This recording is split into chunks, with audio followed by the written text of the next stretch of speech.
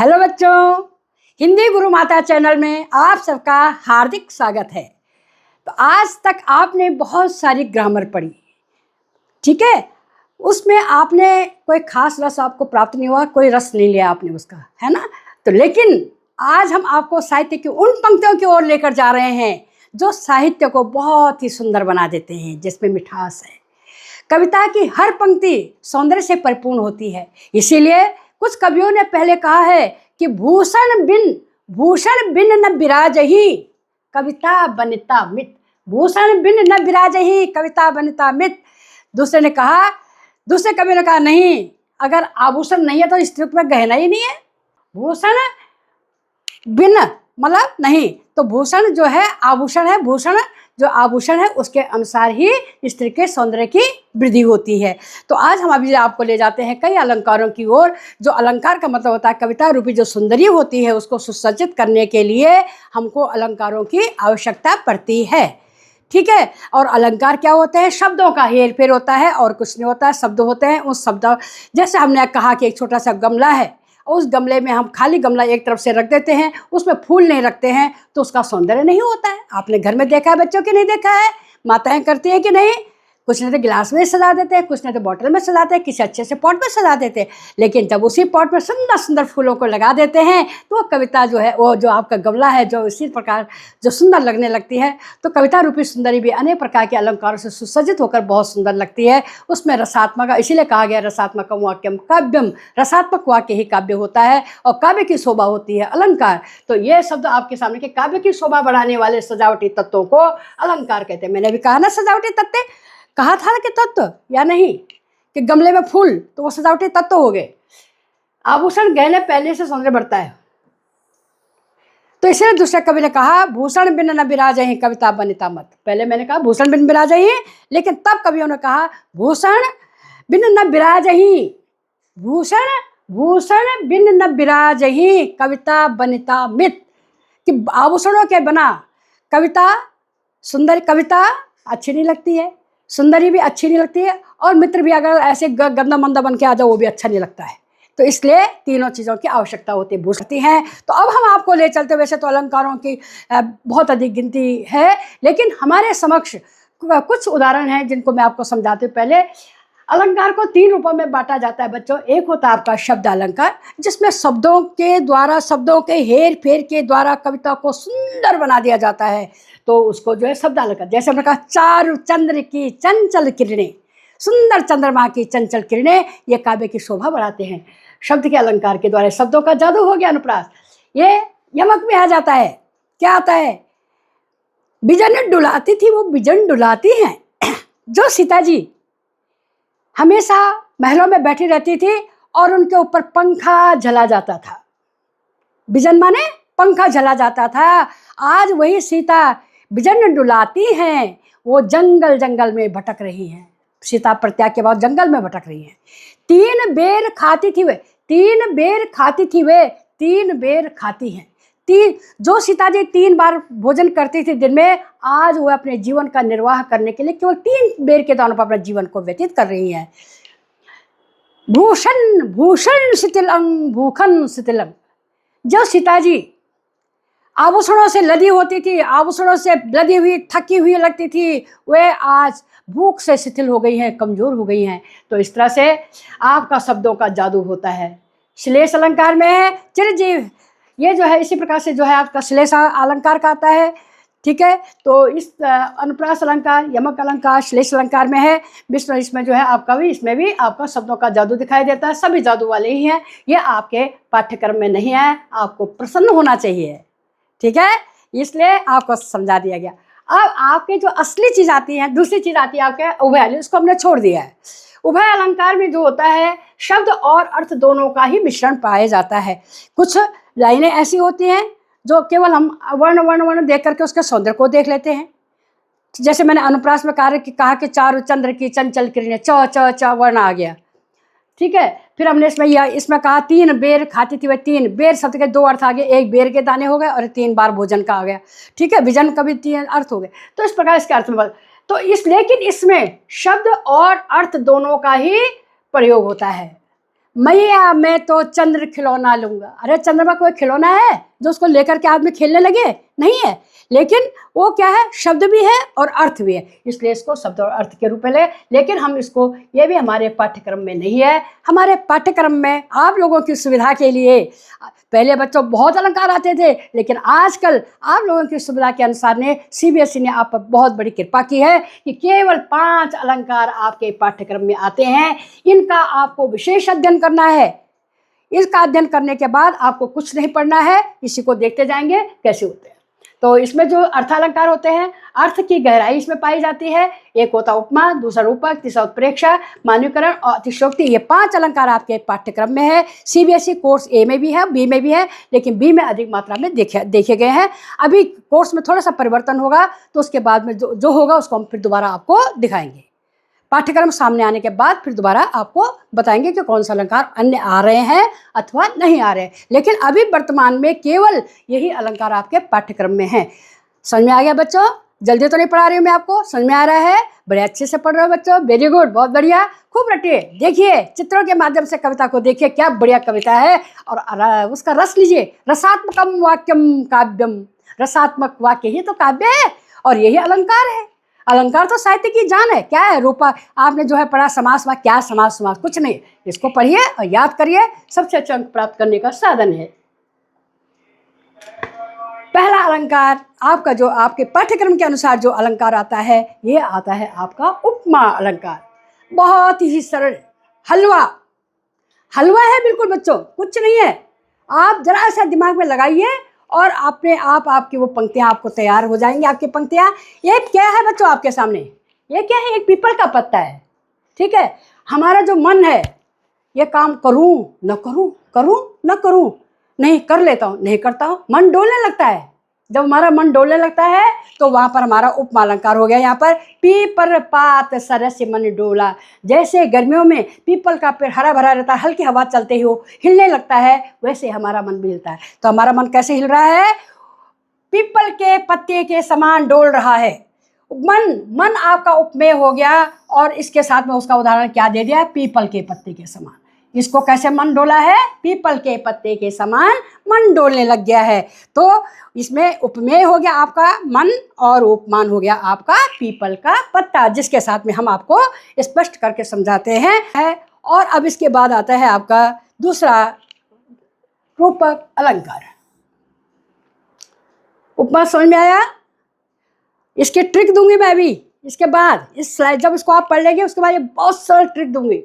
उपमा की पहचान होती है सा, से, सम, सी, सदृश, समान, ये शब्दों के प्रयोग होते हैं, जिसमें 9 शब्द होते हैं। उन 9 शब्दों को उस कविता की लाइन में जल्दी से ढूंढिए और फटाफट लिख दीजिए उसमें उपमा अलंकार, ठीक है। दूसरा अलंकार होता है आपका रूपक अलंकार। रूपक अलंकार में 2 चीज़ों को एक ही बना दिया जाता है। हमने देखा मैया मैं तो चंद्र खिलौना ले। अब उपमान और उपमेय, मैंने 2 चीज़ें आपको बताई हैं, एक है उपमा और एक होती है उपमेय। उपमेय के लिए जो शब्द होता है उसके लिए जो उपमान का प्रयोग किया जाता है, तब इसमें शब्द बनता है। अत्यंत समानता के कारण जिसकी तुलना उपमान से तुलना की जाए, उसमें भेद न रहे, दोनों का भेद एक बना दिया जाता है। दूसरी सरल ट्रिक है, इसके बीच में थोड़ा सा सामासिक पद भी होता है, और 2 पद एक साथ मिलते हैं तो अपने आप ही आ जाता है। तो अभेद, जैसे हमने कहा, यहाँ पर आपने एक छोटा चित्र देखिए। ये पहला चित्र क्या दिखाई दे रहा है बच्चों? क्या दिखाई दे रहा है? ये पहला वाला चित्र आपको ये क्या दिखाई दे रही है? ये सकता है ये क्या दिखाई दे रही है आपको? कमल दिखाई दे रहा है, ठीक है। ये कमल दिखाई दे रहा है, ये कमल दिखाई दे रहा है, ये पैर दिखाई दे रहे हैं। तो क्या फूल और चरण दोनों एक ही चीज़ है? आप बताइए, क्या कमल और चरण एक ही चीज़ है? दोनों अलग है या नहीं? लेकिन रूपक अलंकार में बड़ा ही जादू है, दोनों को एक ही तो मान लिया। दोनों को क्या मान लिया उन्होंने? एक। हरिपद कोमल कमल, भगवान श्री कृष्ण के चरण कैसे है? कोमल और कमल, चरण कमल, चरण कमल बंदो हरिराई, भगवान की उपासना की गई है, चरणों की वंदना करने के लिए कहा गया है। तो यहाँ चरणों के कमल के समान नहीं कहा गया, बल्कि चरणों को ही कमल बना मान लिया गया है। चरणों को क्या बना दिया गया है? ये कमल बना दिया गया बच्चों। ये आपका उदाहरण है, चरण कमल बंधो हरिराई। ये देखिए दिखाई दे रहा है कमल, ठीक है, ये कमल का फूल है, चरणों को कमल ही बना दिया गया, कमल, ठीक है। चरण कमल बंधो हरिराई, भगवान के श्री चरण कमलों की मैं वंदना करता हूं। नेक्स्ट स्लाइड में आता है आपका उत्प्रेक्षा अलंकार। क्या आया? 30 अलंकार कौन सा पढ़ा है बच्चों? याद हो रहा है कि नहीं हो रहा है? आपको समझ में आ रहा है अच्छी तरह से? नहीं आ रहा है?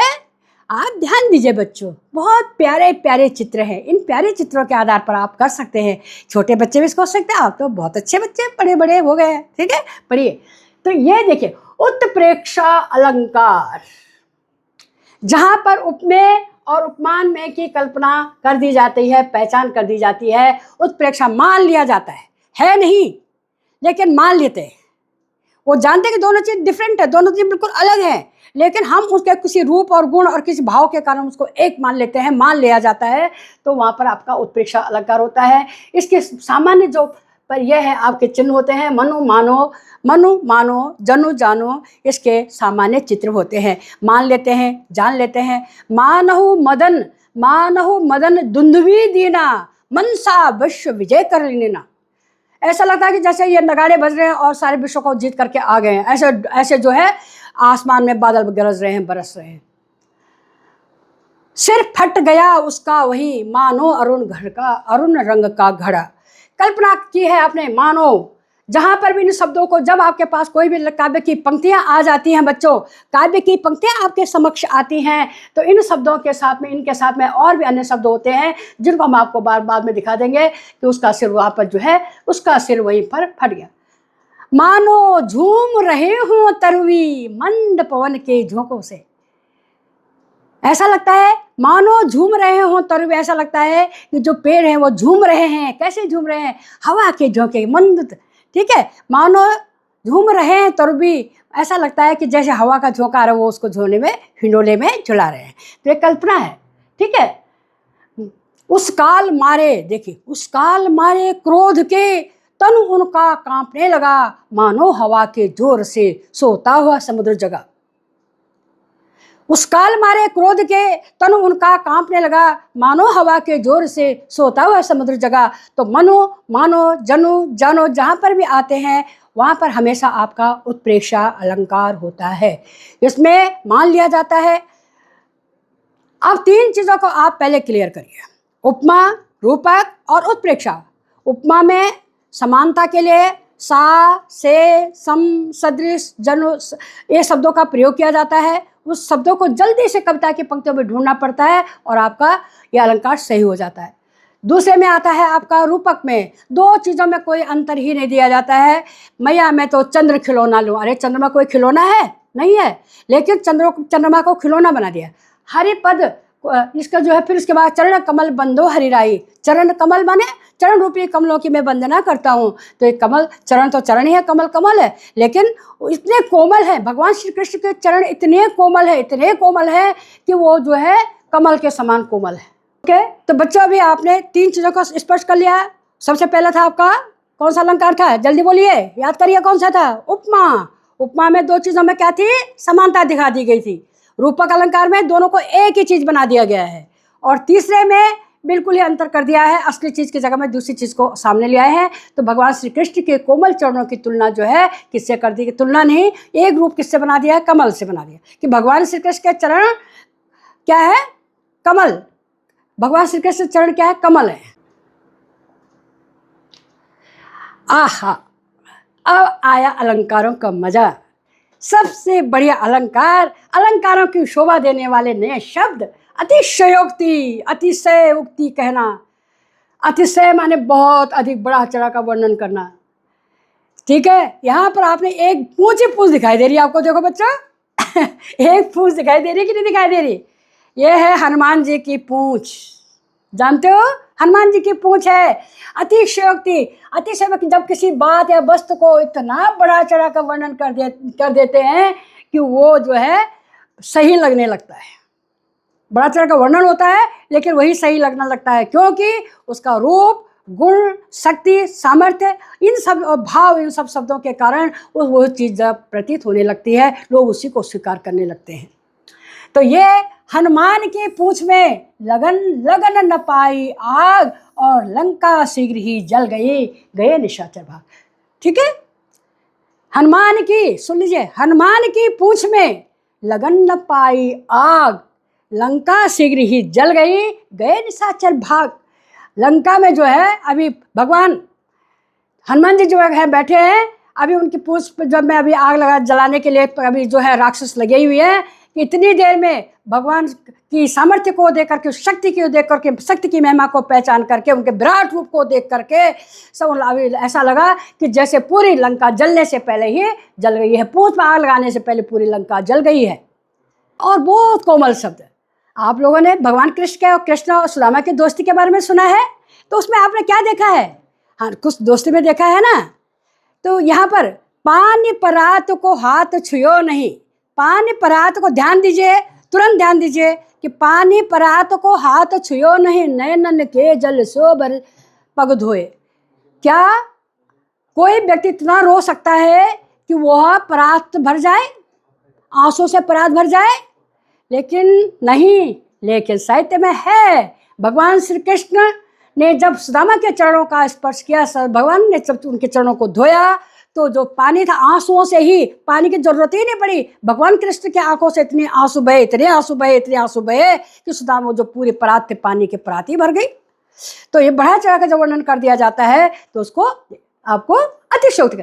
देख लो साकेत नगरी है यही, देख लो साकेत नगरी है यही, स्वर्ग से मिलने गगन को जा रहे। अरे देखो अयोध्या नगरी, आपने देखा ये अयोध्या कहाँ पर है? कितने ऊंचे भवन, आज तो उससे कई बड़ी बड़ी मंजिलें बन गई हैं। लेकिन उस समय ये साकेत नगरी का उदाहरण दे दिया कि वो इतनी लंबी ऊंची ऊंची अट्टालिकाएं बनी हुई हैं कि ऐसा लगता है कि आकाश को छू रही हैं। ठीक है, तो ये है अतिशयोक्ति अलंकार। तो अति माने अतिशयोक्ति कह देना।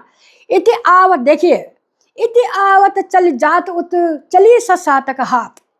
एक नायिका अपने नायक के ब्रेह में इतनी कमज़ोर हो गई है कि जब वो सांस लेती है तो वो 7 कदम आगे बढ़ जाती है, इतनी कमज़ोर हो गई है। जब वो सांस छोड़ती है तो सांस के द्वारा पीछे वापस आ जाती है। इति आवत चली जात, ठीक है, चली 6 सातक हाथ।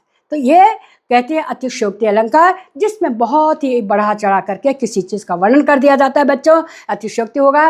मुझे खुशी है कि आप लोग बहुत अच्छे से पढ़ रहे हैं, लेकिन बच्चों आप लोग सब्सक्राइब नहीं करते। प्लीज़, मैंने आपसे पहले भी कहा है कि आपको सब्सक्राइब जरूर करना है, लाइक जरूर करना, तभी तो मैं अच्छे अच्छे लाऊंगी आपके लिए। और अभी देखिए कितने अच्छे अच्छे चित्रों को मैं लेके आती हूँ, कितने अच्छे अच्छे उदाहरण आपको देती हूँ। आप देख लीजिएगा। केवल आप कल्पना मात्र में मत जाइए कि 2 मिनट का ट्रिक है उसमें मत जाइए। ट्रिक कभी काम नहीं आती है। ट्रिक तब आती है जब आपको सब चीज़ें याद हो जाती है। याद करने के लिए होता है ट्रिक, लास्ट टाइम मूवमेंट के लिए कि हाँ ये देखना है। ये नहीं कि पहले से आप ट्रिक करो तो उसके बीच में जानते नहीं हो। आप पूरा पढ़िए, समझिए, और उसके बाद आराम से उसमें रिलैक्स हो जाइए कि आपको आता है। फिर अगर आप परीक्षा में 2 बार भी पढ़ते हैं, 2 बार भी देखते हैं, ऐसी ट्रिक बता देंगे कि लाइनें पढ़ने की जरूरत नहीं है, उसी में से आपको समझ में आ जाएगा। स्लाइड आती है आपकी मानवीकरण अलंकार। वाह क्या बात है। मानवीकरण, प्रकृति और मनुष्य का जैसे प्रकृति होती है, मानवीकरण का मतलब जैसे मनुष्य आचरण करता है वैसे ही प्रकृति भी उसका आचरण करती है। उसको कहते हैं मानवीकरण। सरल भाषा में, अत्यंत सरल भाषा में, मनुष्य के द्वारा के समान जो आचरण किया जाता है, प्रकृति को उसी रूप में हम स्वीकार करते हैं। मेघ आए, जब प्राकृतिक चीजें, ये आपके क्या आ गए, ये सब चीजें क्या आ गई, आपकी प्राकृतिक चीजें आ गई, भावनात्मक हरकतें दिखाई गई है। ठीक है, ये क्या है, आपकी पूर्णतः प्राकृतिक चीजें हैं। ये प्राकृतिक माना मानवीकरण अलंकार है। जब मानव के समान हम कहते हैं, बीती विभावरी जागरी, अंबर पन घट में डुबो रही उषा घट तारा नागरी। उषा रूपी जो है वो घड़े डुबा रहे, वर्त एक तारे रूपी घड़े को पानी में डुबा रहे, गगन रूपी नदी में डुबा रही है। ठीक है, तो ये अलंकारों के मानवीकरण अलंकार के अंदर। सागर के उर पर नाच नाच, सागर के उर पर नाच नाच करती हैं लहरें मधुर गान। सागर के उर पर नाच नाच करती हैं लहरें मधुर गान। समुद्र की लहरों पर, जो सुंदर समुद्र में लहरें उठ रही हैं, और उन लहरों को देखकर कभी कल्पना करता है कि समुद्र की जो बेटियां हैं वो अपने पिता के हृदय पर नृत्य कर रही हैं, खुश हो रहे अपने पिता के विशाल शरीर के ऊपर नृत्य कर रही हैं, तो सागर के ऊपर नाच नाच करती हैं लहरें मधुर। ठीक है, अब यहाँ पर जो बड़े बड़े अक्षरों में आपके सामने लिखा हुआ एक उदाहरण समझिए। तो मैंने उदाहरण तो समझा दिया आपको, समझाया कि नहीं? बहुत अच्छे समझाए, आपके समझ में भी आया होगा। अब आए मेघ आए, मेघ आए बन ठन के सवर के। कौन आया? मेघ। मैंने बात, बादल, पेड़, हवा, लहरें, ये सब क्या है? प्राकृतिक उपादान है। ठीक है, प्राकृतिक चीजें। अब मेघ आए, बादल है। बादल तो हम लोग देखते हैं, हम तो बोले काले बादल आ गए, लाल बादल आ गए, भूरा बादल आ गया, वर्षा हो गई, डरा रहे, ठीक है, गड़गड़ा रहे। हमने तो कल्पना नहीं की, लेकिन कवि ने कल्पना क्या की है कि मेघ आए बड़े बन ठन करके संवर के। मेघ जो बड़े बन ठन करके आ रहे हैं। कैसे लग रहा है आपको? क्या लगा आपको? जैसे कोई आदमी सुसज्जित होकर के बारात में जा रहा है। ठीक है, बारात में ही होते हैं, किसी के बर्थडे में होते हैं, दूल्हा बनने में होता है। तो ऐसे ही जो है आपके सामने एक सुंदर सा चित्र प्रस्तुत है। आप चित्र की ओर देखिए। इस लाइन को मैंने आपको पढ़ा दिया है। यहाँ पर क्या दिखाई दे रहा है बच्चों? एक चित्र दिखाई दे रहा है। कितने सुंदर मेघ हैं। देखो मेघ, ये सारा मेघ है। ये बन ठन के देखो मुकुट में लगा रखा है, हवा के झोंके में चला जा रहा है, उड़ा जा रहा है। मेघ उड़ते रहते हैं, खड़े कम रहते हैं, उड़ते रहते हैं। तो ये मेघ को आप देख सकते हैं। मेघ आए बन ठन के संवर के, ये सब ये आपके मेघ का चित्रण है। आप इसको देखिए। तो बच्चों ये आपने देखा है मेघों के बारे में। तो आपके कितने अलंकार हो गए? 2 अलंकार और आपसे स्पष्ट कर दिए मैंने। अतिशयोक्ति में किसी चीज का वर्णन अत्यंत भाव के साथ में, अत्यंत उल्लास के साथ में उसका वर्णन कर दिया जाता है, चाहे उसमें भेद हो या ना हो, चाहे जो है जमीन आसमान का दौर हो, लेकिन फिर भी उसको अच्छा मान लिया जाता है, बड़ा चढ़ा का वर्णन कर दिया जाता है। वहाँ पर अति प्लस शक्ति, अतिशयोक्ति, अतिशय उक्ति। अतिशय माने बहुत अधिक, उक्ति माने कथन। तो इसलिए उसको कहा जाता है मानवीकरण, मानव के समान आचरण करना। मानव जैसे मानव करता है वैसे वर्णन। ठीक है, करण नहीं। अब ये लास्ट में मैं आपको बता देती हूँ, ये इसमें परीक्षा में रटने की आवश्यकता नहीं है। वो गलत बोलते हैं जो लोग बोलते हैं कि रटो रटो रटो रो। नहीं, बौद्धिकता लाइए, दिमाग से सोचिए, आपको रटने की आवश्यकता ही नहीं पड़ी। ठीक है, तो ये परीक्षा केवल रटने वाले नियम नहीं है। जादुई चित्रकला है, यह एक जादुई चित्रकला है जिसको आप समझते हैं, पूछते हैं और लिखते हैं, जो सामान्य शब्दों से, सामान्य भावनाओं से कई ऊपर होती है। तो इसलिए अगली बार आप जब कोई भी कविता पढ़े तो उसके शब्दों में छिपे हुए आभूषणों को अवश्य पहचाने बच्चों कि अगली ये जो कविता है, इस कविता में क्या क्या लिखा गया है। ठीक है, तो आपको आशा है बच्चों आपको बहुत अच्छी लगी होगी। और हमेशा की तरह भाई, जब मैंने इतनी मेहनत की है बच्चों, इतनी मेहनत करके मैं आपको दे रही हूँ, इतने सुंदर चित्र ला रही हूँ, इतने अच्छे से समझा रही हूँ, तो भाई लाइक और सब्सक्राइब तो बनता है। तो आप लाइक करिए, सब्सक्राइब करिए और अध्ययन करिए। इसके बाद नेक्स्ट वीडियो आपकी टिप्स के ऊपर आएगी, जो कि अलग टिप्स होते हैं, जो जिससे बिल्कुल आपको परेशानी का नामो निशान नहीं मिलेगा। तो ऐसे टिप्स आपको देंगे। ठीक है, तो आज के लिए बस बच्चों इतना ही। खुश रहे, सदा खुश रहे। शुभाशीष बच्चों, सदा खुश रहो, मस्त रहो।